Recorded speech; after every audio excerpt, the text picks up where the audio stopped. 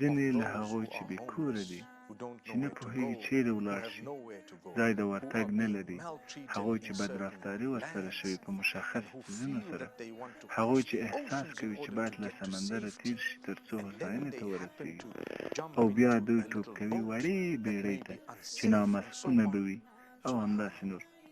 یوازې الله پوهېږي چې څه شي به ولي دوی دومره ناهیلۍ ته.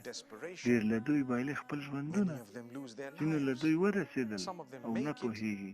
ځینې وخت دوی ښایي چیرې چې رسېدلي بدتر حال ولري نسبت هغه ځای ته چې دوی مخکې هلته وو.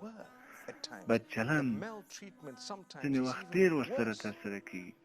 حضرت موسی علیه السلام ایښودل شوی په دغسې بیړۍ کې، نور نه پوهېده څه به وشي، خو الله پوهېدو او الله تعالی وعده ورسره کړې. پوهېږي څه؟ موږ به یې بېرته درکړو، موږ به یې در وګرځوو. الله وهڅوله دغه چې وکړي هغه څه چې دې وکړو. الله ډاډ ورکړو.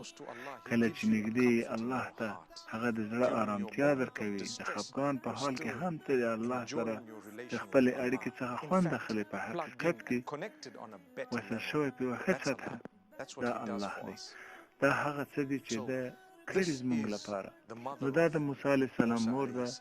الله ورته وایي